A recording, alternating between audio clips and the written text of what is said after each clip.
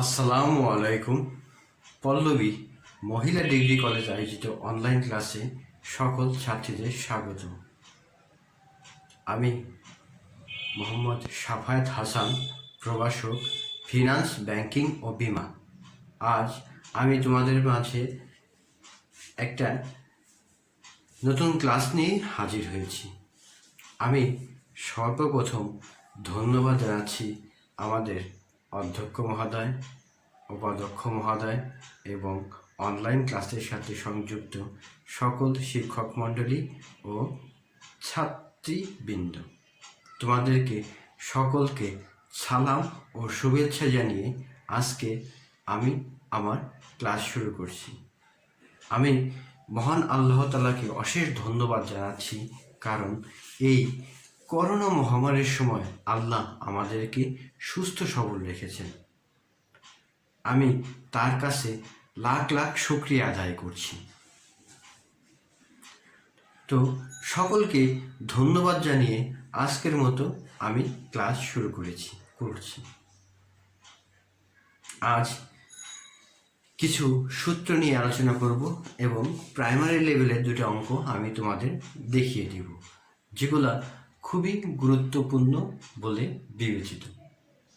তাহলে আজকের মতো আমি আমার ক্লাস শুরু করছি। আমি স্বল্পমেয়াদী অর্থায়ন অর্থাৎ চলতি দায়ের যে অঙ্কগুলো আছে সেই অঙ্ক নিয়ে আজকে হাজির হয়েছি। আজকে ব্যবসায়ী ঋণের ব্যয়, বাণিজ্যিক কাগজের ব্যয় ও জামানতবিহীন ব্যাংক ঋণের খরচ, এই সমস্ত এই তিনটা গুরুত্বপূর্ণ সূত্র নিয়ে তোমাদের মাঝে হাজির হয়েছি। এই অধ্যায় থেকে তোমাদের পূর্ণাঙ্গ 10 মার্কের কোশ্চেন থাকে। তাহলে এই অধ্যায়টা তোমাদের জন্য খুবই গুরুত্বপূর্ণ। জাতীয় বিশ্ববিদ্যালয়ে বারবার এখান থেকে কোশ্চেন আসে, সেজন্য তোমাদের এই গুরুত্বপূর্ণ অধ্যায় নিয়ে আমি আজকে হাজির হয়েছি। তাহলে আজকের ক্লাসের সূত্র শুরু করছি, অর্থাৎ স্বল্পমেয়াদী অর্থায়নের যে সূত্র আছে তার প্রথমে আছে, দেখো, ব্যবসায় ঋণের ব্যয়।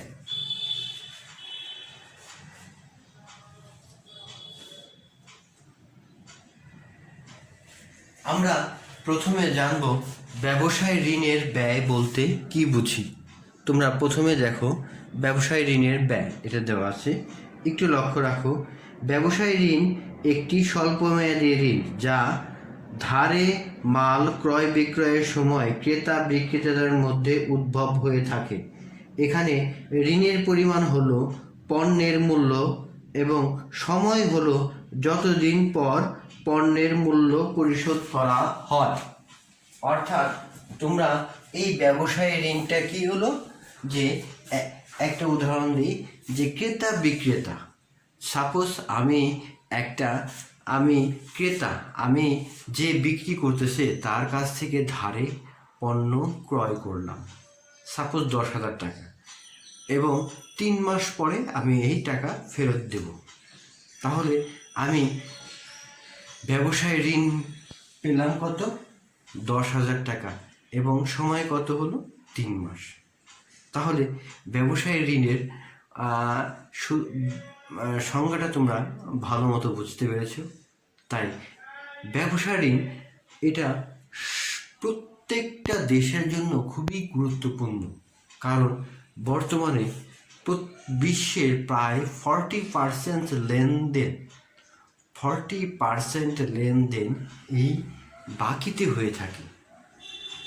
এই বাকি মানে ব্যবসায় ঋণ। তাহলে সেজন্য এটা আমাদের জন্য খুবই গুরুত্বপূর্ণ একটা অধ্যায়। তাহলে ব্যবসায় ঋণ সম্পর্কে জানলাম। আর আমাদের দেশে ব্যবসায় ঋণের পরিমাণ প্রায় 60%-এর আপ, মানে শতকরা 60% উপরে এই ব্যবসায় ঋণের মাধ্যমে লেনদেনগুলো সংগঠিত হয়ে থাকে। তাহলে ব্যবসায় ঋণেরটা একটু দেখো তোমরা। দেখো, APR অর্থাৎ অ্যানুয়াল পার্সেন্টেজ রেট, অর্থাৎ অ্যানুয়াল পার্সেন্টেজ রেট সমান সমান সিডি। সিডি অর্থাৎ cash discount divided by 100 minus CD into 360 অর্থাৎ 360, তারপরে সিপি অর্থাৎ credit period minus discount period into 100 অর্থাৎ এই 100টা খুবই গুরুত্বপূর্ণ একটা বিষয়, কারণ আমাদের যে অ্যান্সারটা বের হবে সেটা সম্পূর্ণ বের হবে শতকরা হারে, আর তাই ব্যবসার ঋণের ব্যয় খুবই গুরুত্বপূর্ণ বলে বিবেচিত। অর্থাৎ আরেকবার দেখো, annual percentage rate equal to CD cash discount divided by 100 minus CD অর্থাৎ ক্যাশ ডিসকাউন্ট আর 36, অর্থাৎ এখানে যদি অঙ্কে বছরের বা দিনের কথা উল্লেখ থাকে তাহলে অবশ্যই দিনটাকে ধরবা। দেখা গেছে ইন্ট অফ দ্য মান্থ, তার মানে কি 30 দিন। যদি 15 দিনের উল্লেখ থাকে তাহলে 15 দিন ধরবে এখানে। যদি 180 দিন দেওয়া থাকে 180 দিন।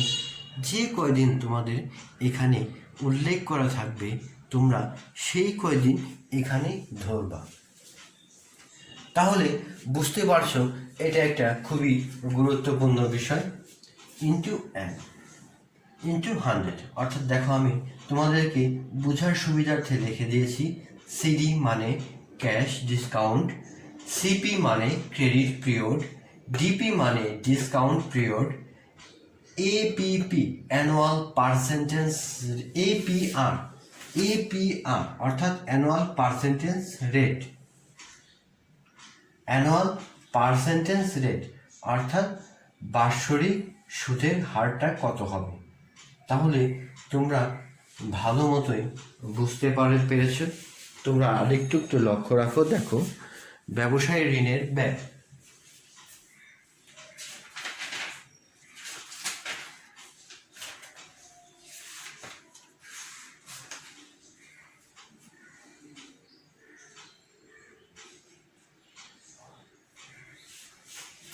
এখন আমরা 2 নম্বর দেখি বাণিজ্যিক কাগজের ব্যয়। বাণিজ্যিক কাগজের ব্যয় বলতে কি বুঝি, আগে সংজ্ঞাটা জানি, তারপরে সূত্রটা আমরা দেখতেছি। বাণিজ্যিক কাগজ একটি স্বল্পমেয়াদী অর্থায়ন, অর্থাৎ স্বল্প সময়ের জন্য এই অর্থায়নটা করা হয়। তোমরা একটু দেখো, আমি বলছি বাণিজ্যিক কাগজের ব্যয় হলো জামানতবিহীন যে প্রতিজ্ঞাপত্র বাজারে ইস্যু করে তাকে বাণিজ্যিক কাগজ বলে। অর্থাৎ বৃহদায়তন কোনো প্রতিষ্ঠান যখন স্বল্পমেয়াদী অর্থায়নের প্রয়োজন হলে জামানতবিহীন যে প্রতিজ্ঞাপত্র বাজারে ইস্যু করে তাকে বাণিজ্যিক কাগজ বলে। অর্থাৎ আমাদের দেশে আমি একটা উদাহরণ দিই, সাপোজ বেক্সিমকো, স্কয়ার প্রভৃতি গ্রুপের যদি স্বল্পমেয়াদী অর্থায়নের প্রয়োজন পড়ে তাহলে তারা যে কাগজ বিক্রি করে, অর্থাৎ আর্থিক বাজারে বিক্রি করে যে অর্থ গ্রহণ করবে তাকে বাণিজ্যিক কাগজের ব্যয় বলে।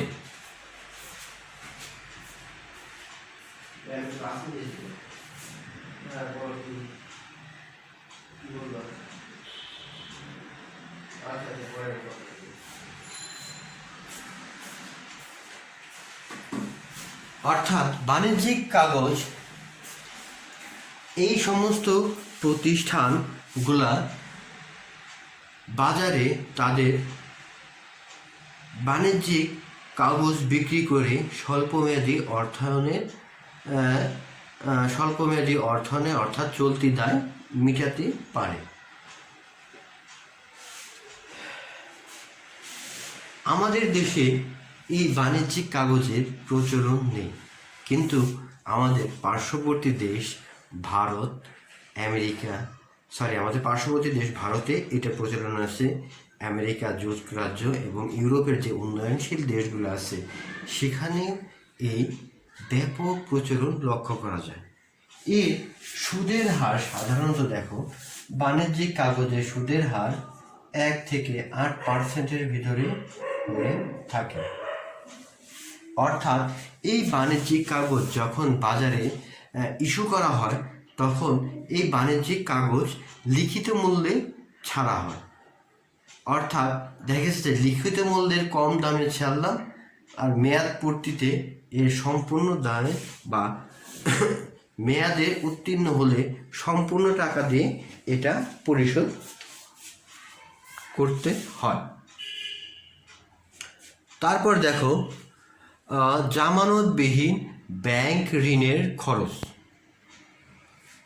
জামানতবিহীন ব্যাংক ঋণের খরচ অর্থাৎ এখানে ব্যাংক থেকে আমরা যে পরিমাণ লোন গ্রহণ করি, অর্থাৎ ব্যাংক থেকে যে পরিমাণ লোন অথবা সেবা বা অন্যান্য কিছু গ্রহণ করে তার বিনিময়ে যখন আমরা সুদ প্রদান করি, সেটাই হলো জামানতবিহীন ব্যাংক ঋণের খরচ।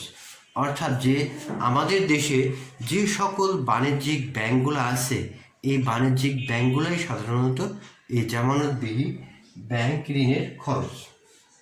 তাহলে বোঝা গেছে। আমি একটু সূত্রগুলো দুটো বোঝাই দিচ্ছি। APR annual percentage rate. তারপরে দেখো FV minus NSV divided by NSV into 360 M divided by MP পূরণ 100। আমি পাশে লিখে দিয়েছি তোমাদেরকে সুবিধার জন্য। APR অর্থাৎ অ্যানুয়াল পার্সেন্টেজ রেট সমান সমান FV মানে ফেস ভ্যালু, তারপরে NSV net sales value, NSV সমান নেট সেলস ভ্যালু,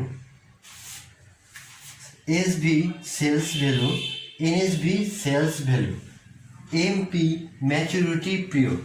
যদি অঙ্কে খালি সেলস ভ্যালু দেওয়া থাকে তাহলে সেলস ভ্যালু নিবা, যদি অঙ্কে দেওয়া থাকে NSV তাহলে NSV আমরা ইউজ করব। NSV বের করার নিয়ম হলো সেলস ভ্যালু মাইনাস আদার কস্ট। যে সমস্ত ফ্লোটিং কস্ট বা ভাসমান যে খরচগুলো আছে সেই খরচগুলো বাদ দেওয়ার পরে যা থাকবে তাই হলো সেলস ভ্যালু। তাহলে তোমরা একটু ভালো মতো আরেকবার বুঝে দিচ্ছি। FV minus NSV divided by NSV, তারপরে আসে 360 ডিভাইডেড বাই MP পূরণ 100। এটা তো বুঝলাই। এখন দেখো জামানতবিহীন ব্যাংক ঋণের খরচ। জামানতবিহীন ব্যাংক ঋণের খরচ অর্থাৎ অ্যানুয়াল পার্সেন্টেজ রেট আমরা যখন বের করব, এই জামানতবিহীন ব্যাংক ঋণের খরচ সমান সমান total interest divided by loan, যে টাকা আমরা ব্যাংক থেকে লোন নেব, মাইনাস CB মানে কম্পেনসেটিং ব্যালেন্স ইন্টু 100। এই কম্পেনসেটিং ব্যালেন্সটা খুবই গুরুত্বপূর্ণ একটা বিষয় এখানে।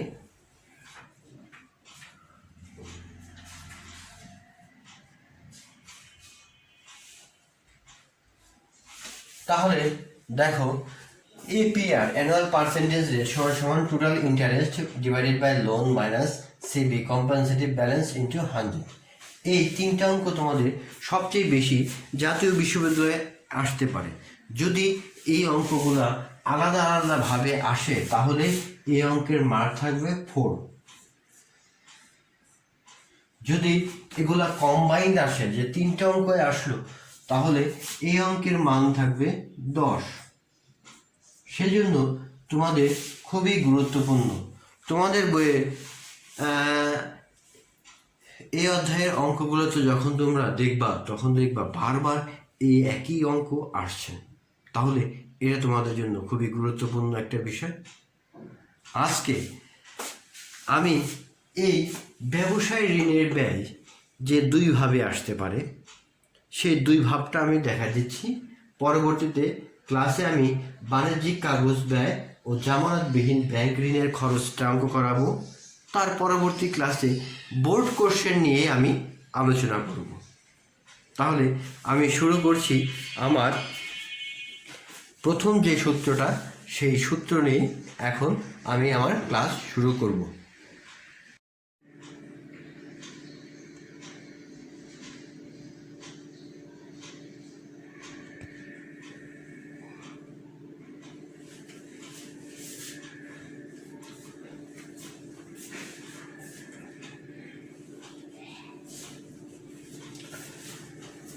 দেখো, তোমাদের ভিতরে আজকে আমি হাজির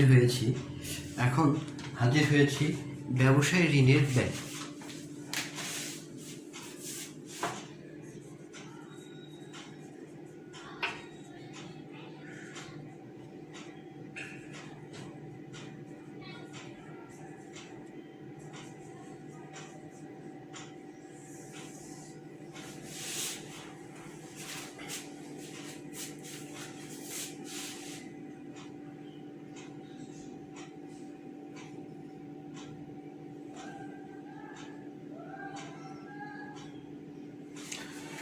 এই ব্যবসায় ঋণের ব্যয়, এই অঙ্কটা দেখো, দুই প্রকারের যে অঙ্ক আছে আমি সেটা দেখিয়ে দিব যে কিভাবে দুইভাবে আসতে পারে।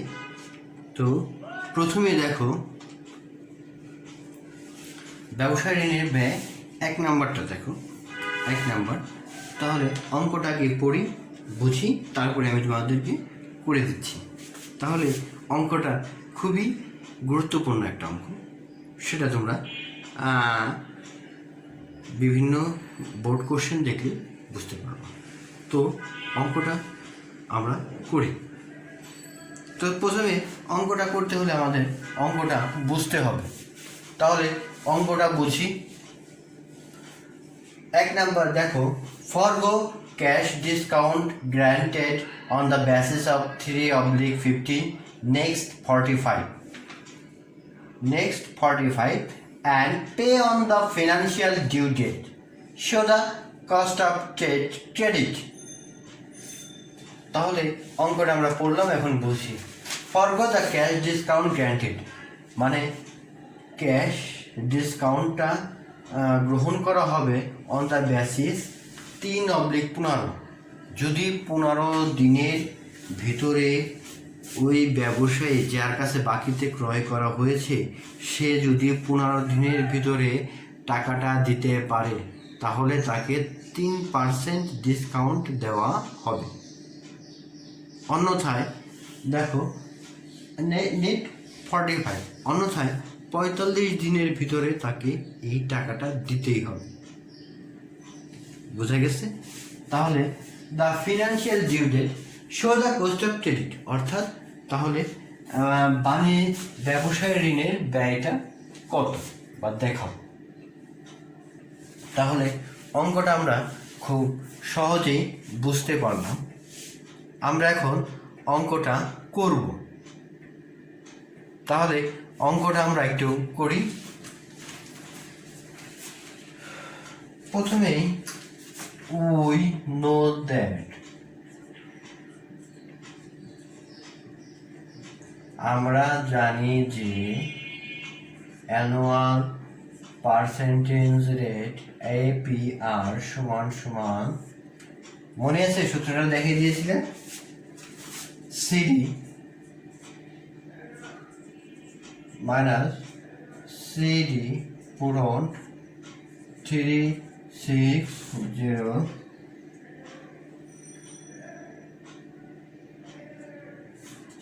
CP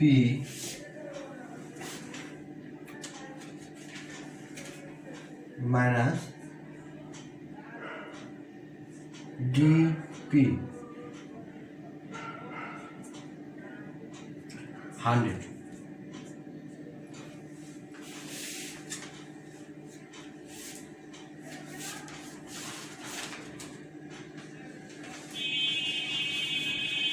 এই হলো সূত্রটা। আমরা এখানে লিখে নেব হেয়ার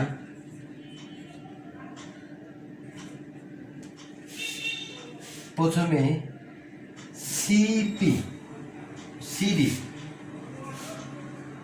ক্যাশ ডিসকাউন্ট কত পার্সেন্ট আছে?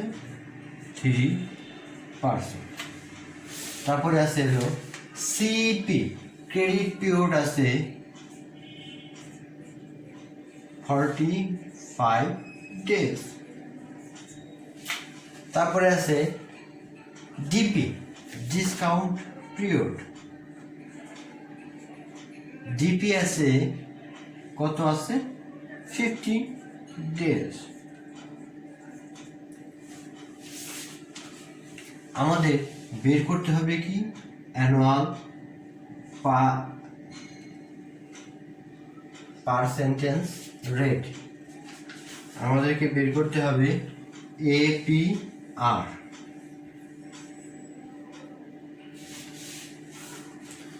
দেখো সূত্র অনুযায়ী তোমরা নিশ্চয়ই বুঝতে পেরেছো, APR অ্যানুয়াল পার্সেন্টেজ রেট সমান সমান সিডি মাইনাস সিডি মানে cash discount divided by 100 minus CD into 360 CP credit period minus DP into 100। বোঝা গেছে?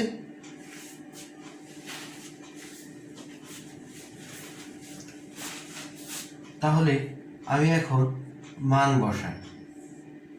300 মাইনাস 360 45 মাইনাস 115 100। খুব সহজেই আমি এই মানগুলো বসিয়ে দিলাম। দেখো মানগুলা খুব সহজেই আমি বসিয়ে দিলাম।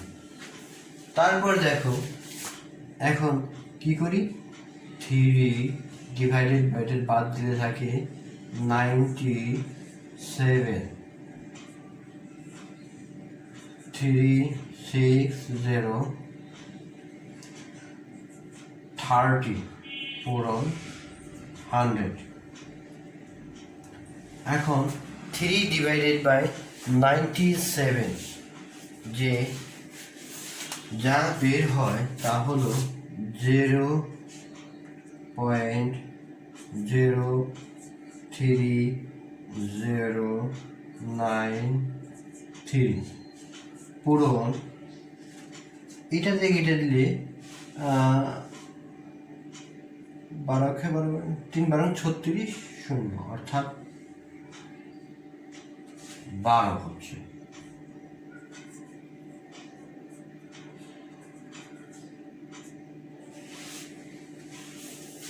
তোমরা বুঝতে পেরেছো?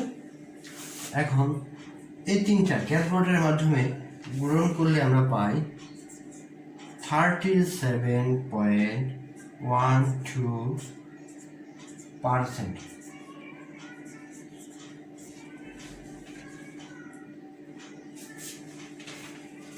দেখো ভালো করে একটু দেখো, তোমাদের সুবিধার্থে আমি আরেকটু বুঝিয়ে দিচ্ছি। দেখো অর্থাৎ forgo cash discounted granted on the basis of 3/15 net 45, 15 net 45 net 45 and pay on the financial due date, show the cost of trading.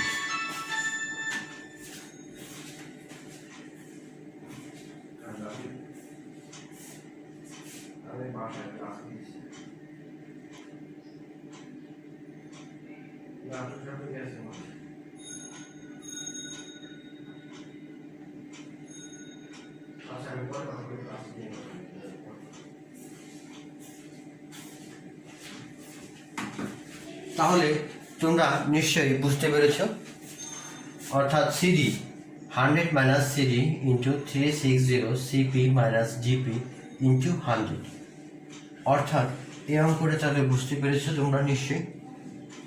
খুব সুন্দর করে আমি বুঝিয়ে দিলাম। প্রথমে আমি অঙ্কের সূত্র লিখেছি, সূত্র অনুযায়ী মান বসিয়েছি, অঙ্কে মান বসিয়েছি, মান বসানোর পরে যে ক্যালকুলেশন করেছি তার মাধ্যমে খুব সহজেই আমি এই অঙ্কের সমাধান করতে পেরেছি। এখন পরবর্তী যে অঙ্কটা আছে সেটা নিয়ে আমি দেখাই দিচ্ছি তোমাদের।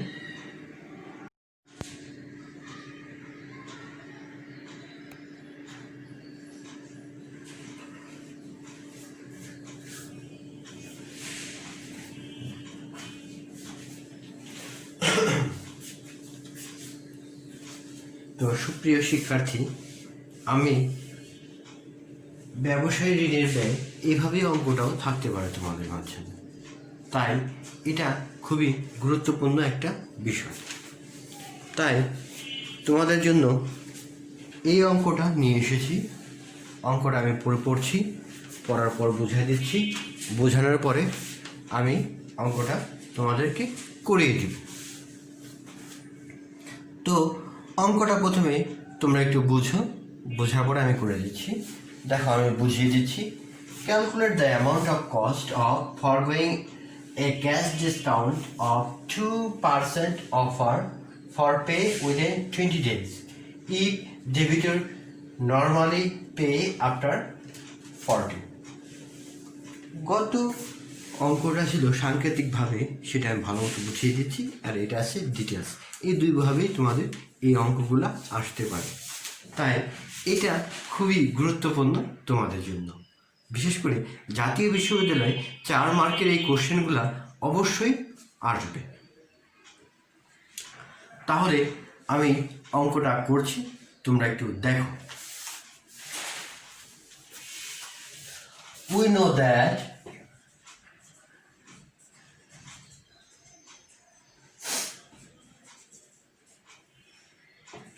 A, B,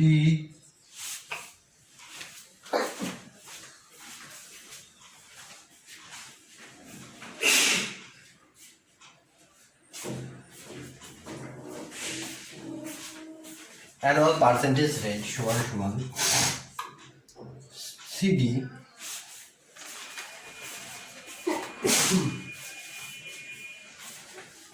অর্থাৎ cash discount divided by 100 minus CD সমান 360, আর credit period minus discount period সমান 100।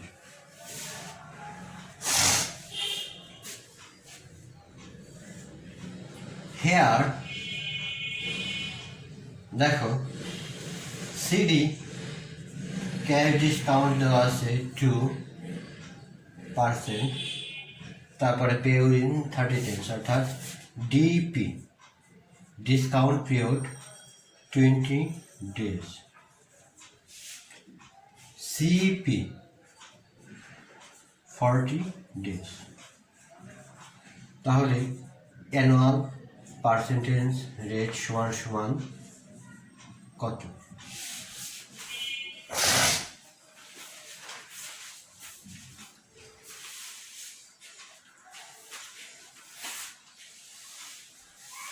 অ্যানুয়াল পার্সেন্টেজ রেট সমান কত? তাহলে বেড়ে যাচ্ছে। এটা খুবই গুরুত্বপূর্ণ একটা অঙ্ক। এখন আমি তোমাদের মাঝে নিয়ে হাজির হয়েছি।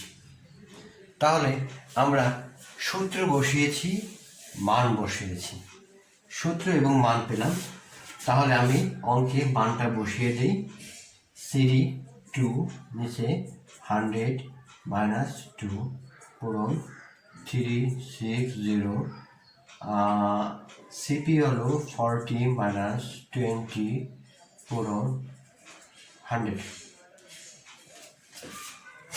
দেখো এই মানগুলো আমি এখানে বসিয়ে দিয়েছি। দেখো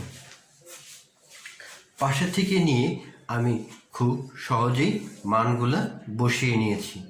এখন আমি এই মানগুলোর মাধ্যমে অঙ্ক সমাধান করছি। সমীকরণের নিয়মে সমাধানটা করে দিচ্ছি।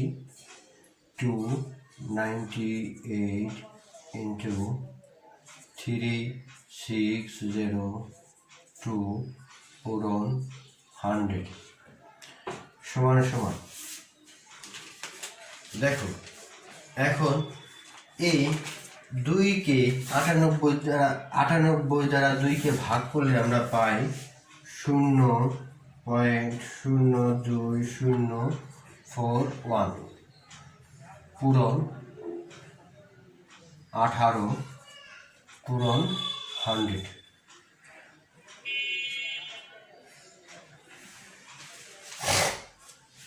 তোমরা একটু বুঝো।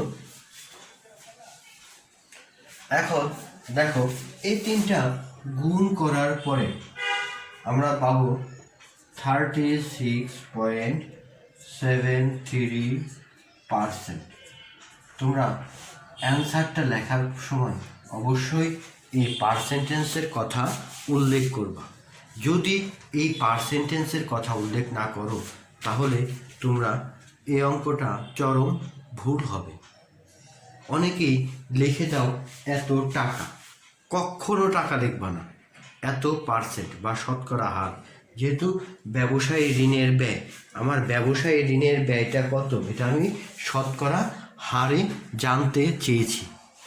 যেহেতু শতকরা হারে আমি এটা জানতে চেয়েছি, তাহলে এটা অবশ্যই পার্সেন্টেজ আকারে থাকবে। অঙ্কটা আমি তোমাদেরকে সুবিধার্থে আরেকবার বুঝিয়ে দিচ্ছি। Calculate the amount cost of the forgoing on a cash discount of 2% offered for a pay within 20 days. If debitors normally pay after 40 days, we অর্থাৎ এই অঙ্কটা তাহলে calculate the trade of credit, অর্থাৎ ব্যবসায়ী ঋণের ব্যয়টা আমাকে বের করতে হবে। অর্থাৎ অ্যানুয়াল পার্সেন্টেজ রেট আমরা জানি যে অ্যানুয়াল পার্সেন্টেজ রেট সমান cash discount divided by 100 minus CD into 360 অর্থাৎ 360 minus credit period discount period into 100। তোমরা খুব সহজেই এটা বুঝতে পারলা। তারপরে দেখো এটা যেহেতু বুঝতে পেরেছো তাহলে খুবই গুরুত্বপূর্ণ একটা বিষয়। তাহলে খুবই গুরুত্বপূর্ণ একটা বিষয়, সেটা খুবই গুরুত্বপূর্ণ। সেই জন্য দেখো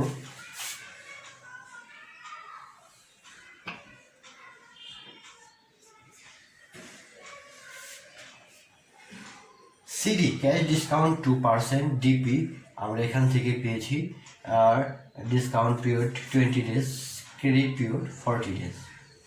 এইভাবে আমরা মান বসিয়েছি। মান বসানোর পরে সমীকরণের নিয়মে যে অঙ্ক করেছি তা খুব সহজেই হয়ে গেছে। তো প্রিয় শিক্ষার্থীবৃন্দ, তোমাদেরকে নিশ্চয়ই আজকের ক্লাস ভালো মতো বুঝতে পেরেছ। পরবর্তীতে আমি